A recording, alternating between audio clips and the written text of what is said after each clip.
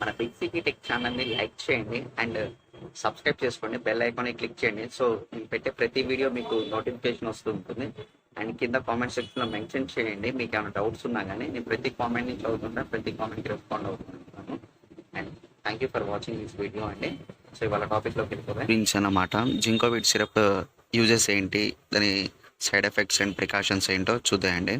జింకోవిట్ వల్ల మనకి వీక్గా ఉన్న పేషెంట్స్కి యూజ్ అవుతుంది. అండ్ ఈ సిరప్ వల్ల కొంచెం స్ట్రాంగ్ అనేది మనం బిల్డ్ అవుతాం అనమాట. మనకి కొంచెం ఎనర్జీ అనేది బాగా వస్తుంది. ఇది మల్టీ విటమిన్స్ అండ్ మినరల్స్గా పనిచేస్తుంది అనమాట. సో దీని ద్వారా ఏంటంటే మనకి కార్బోహైడ్రేట్స్ అనేది బాగా అందుతుంది అనమాట ఈ సిరప్ ద్వారా, జింకోవిట్ ద్వారా. అండ్ కాపర్ నుంచి కూడా మనకి ఎక్కువ శాతం ఈ కాపర్లో ఉన్న అన్ని యూజెస్ ఇందులో ఉంటాయండి ఈ సిరప్లో. సో మనకి కాపర్ ఇందులో అయోడిన్ అనమాట. సో అయోడిన్ డెఫిషియన్సీ ఉండటం వల్ల మనకి థ్రోట్ అనేది ఇలా వాస్తుంది అనమాట.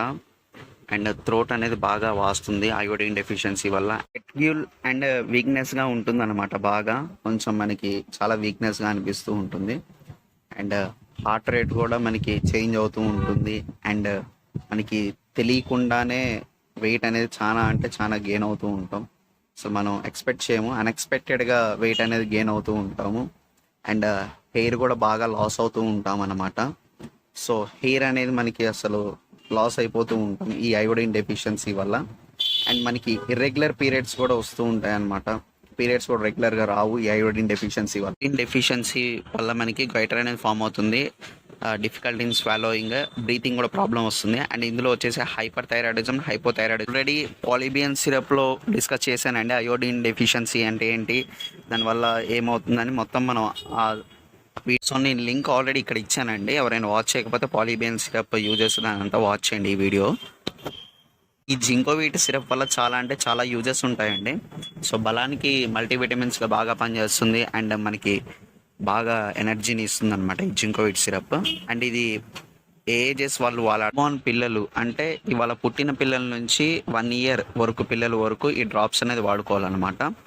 డ్రాప్స్ వచ్చేసి మనకి 1 నుంచి 3 months పిల్లల వరకు 2.5 కానీ 3 ml కానీ వాడుకోవచ్చు అనమాట. అండ్ 3 నుంచి 6 ml వరకు 6 months పిల్లల వరకు వాడుకోవచ్చు. 6 ml నుంచి 12 months పిల్లలకి 7 ml కానీ 6 ml కానీ 8 ml కానీ ఇట్లా పోయొచ్చు అనమాట ఈ డ్రాప్స్. 1 year ఎబో నుంచి 10 years పిల్లల వరకు సిరప్ వాడుకోవాలి.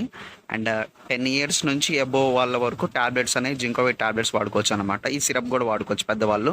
సో ఇదన్నమాట జింకోవిట్ సిరప్ అనేది వాడుకుంటున్నారు. పడకపోతే నాజియా కానీ వాంతింగ్ కానీ ఇలాంటి సెన్సేషన్ ఏమైనా అనిపిస్తుందంటే జింకోవిట్ సిరప్ ఆపేయాలన్నమాట.